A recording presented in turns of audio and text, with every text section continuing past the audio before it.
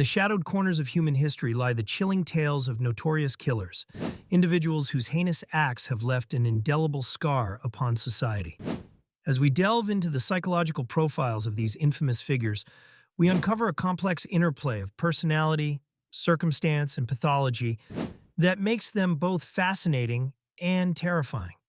To begin understanding the psyche of a notorious killer, we must first peel back the layers of their background.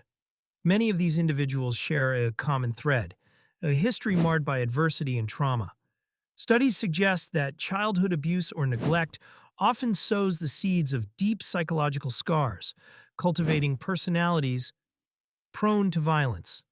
A prime example is Ed Gein, whose abusive upbringing and isolated environment may have contributed to the macabre acts that inspired fictional characters such as Norman Bates and Hannibal Lecter. Yet, it is important to note that not all who suffer trauma become killers. Herein lies the enigma of the human mind. Some killers possess personality traits that predispose them to acts of cruelty. Traits such as narcissism, lack of empathy, and egocentrism are notably prevalent. Consider Ted Bundy, whose charming demeanor masked a chilling indifference to the suffering of others, driven in part by an overpowering sense of superiority and entitlement. Another facet of the notorious killer's profile is the presence of severe mental disorders. While not every killer has a mental illness, conditions such as psychopathy and sociopathy often surface in psychological evaluations.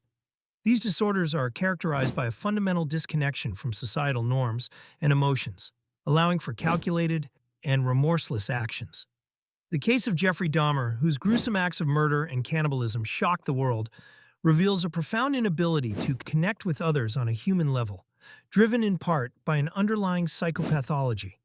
Yet psychological disorders alone cannot explain the full extent of such dark tendencies. The influence of environment and opportunity plays an equally significant role. Many killers emerge in social landscapes rife with instability, where violence becomes normalized. This environment shapes and occasionally emboldens distorted worldviews. For instance, during the late 19th century, Jack the Ripper prowled the shadowy, poverty-stricken streets of London, exploiting the era's prevailing social chaos to commit his infamous crimes. Moreover, it is crucial to consider how societal pressures and personal grievances can ignite latent homicidal instincts.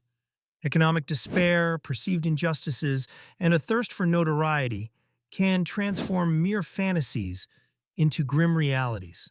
Such was the case with Charles Manson, whose charismatic manipulation of societal disenfranchisement culminated in a series of brutal murders. As we conclude our exploration into the minds of notorious killers, it becomes evident that there is no single blueprint that defines them.